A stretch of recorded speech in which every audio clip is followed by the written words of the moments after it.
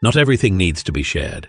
In a time when oversharing is the norm, true wisdom lies in knowing what to keep to yourself. Some words can weaken your resolve, invite unnecessary negativity, or even steal your peace. But what if holding back could actually bring you more clarity and strength? The Buddha once mentioned, "Silence is better than meaningless words." And this closely aligns with the teachings of Eckhart Tolle.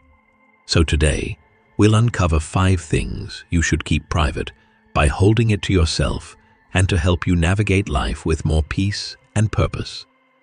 If you're serious about your personal health, whether you want to stop suffering, get clear guidance on how to stop overthinking, or to be more present in life, now's the perfect time to subscribe to our channel.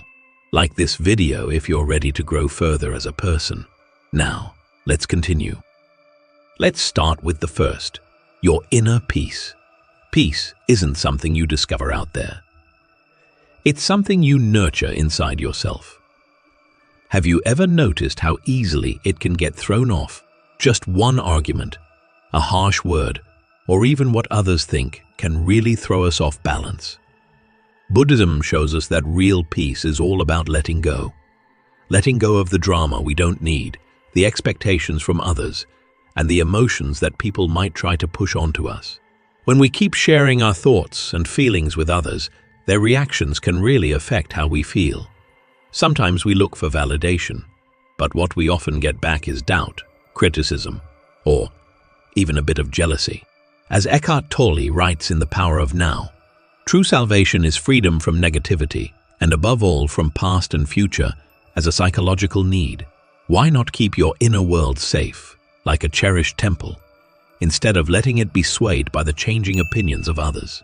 Spread your kindness, share your wisdom, and be present, but make sure to protect the peace you've put so much effort into creating. Secondly, those negative thoughts of yours. The Buddha once mentioned, your worst enemy can't hurt you as much as your own unguarded thoughts. Think of our mind as a garden. When we take care of it with positive thoughts, it really starts to thrive. But if we fill it with negativity, it just fades away. It's pretty simple to grumble, point fingers, or focus on the negatives in our lives. Every time we share negative thoughts, we end up weighing ourselves down and also putting a load on those who are listening. Words really hold a lot of power. They can lift us up or bring us down, and once they're out there, there's no taking them back. Buddha really highlighted the importance of right speech, encouraging us to share only what's true, necessary, and kind.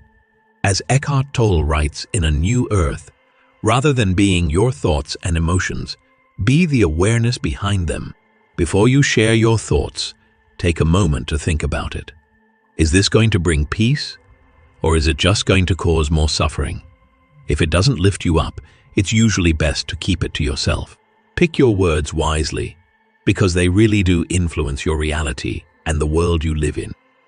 Thirdly, let's talk about personal vulnerabilities. It's totally normal to look for support from others when we're having a tough time. But not everyone who listens really gets it, and not everyone who smiles has your best interests at heart. When we're trying to connect with others, we often end up sharing a lot, like our vulnerabilities, fears, and past blunders, without noticing that not everyone is understanding, and not everyone is understanding, and not every heart is genuine. Buddhism really highlights how crucial it is to be self-aware. Sharing our vulnerabilities can really help us heal. But if we do it with the wrong people, it might just cause more pain. Some people might judge you, others could twist your words, and then there are those who just won't care at all. Real wisdom comes from figuring out who you can really trust and who you can't. As Eckhart Tolle writes in The Power of Now, sometimes letting things go is an act of far greater power than defending or hanging on. Before you open up, take a moment to think, can this person really understand what I'm going through with kindness? Or am I putting myself at risk for no good reason? Be thoughtful about what you share, and keep in mind that your most sensitive wounds should only be shared with those who will handle them gently. All right, let's talk about future plans as the fourth teaching. Buddha said that getting too attached to what's coming next can really bring on suffering. You know, when we talk a lot about our goals, it kind of sets up expectations. Not just for us, but for everyone else too. When expectations go up, the pressure to succeed tends to follow suit. A lot of folks like to share their dreams, thinking it'll help them get some support. But sometimes speaking too soon can actually bring on doubt and even jealousy from others.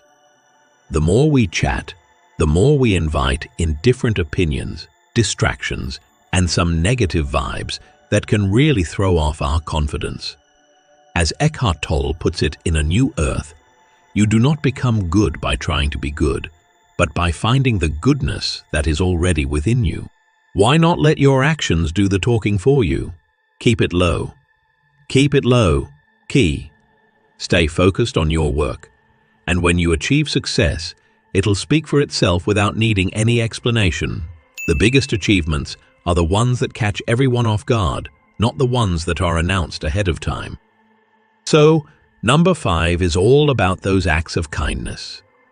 In a world where people are always looking for recognition, genuine kindness is pretty hard to come by. Lots of people do nice things, but often it's just to get a pat on the back or some recognition. You know, the Buddha once mentioned that doing a good deed really brings joy to your heart, no matter if anyone sees it or not.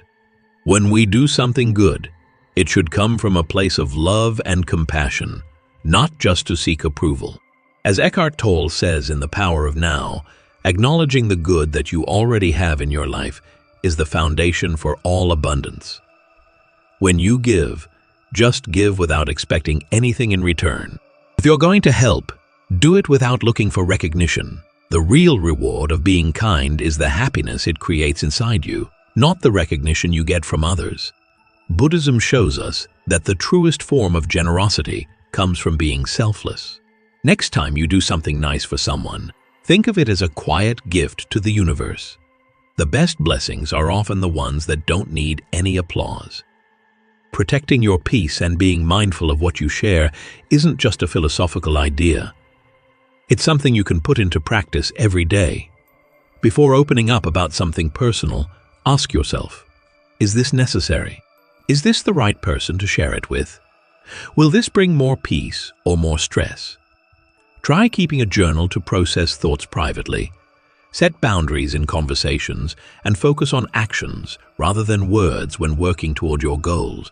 When it comes to kindness, shift your mindset, help others without seeking recognition, and notice how that changes your sense of fulfillment. Small, intentional changes like these can make a real difference in your daily life, helping you move forward with more clarity, confidence, and inner peace.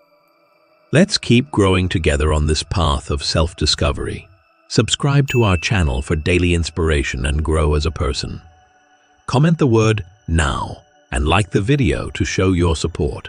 Also, consider sharing this video with someone who could use some encouragement to slow down and enjoy life more fully.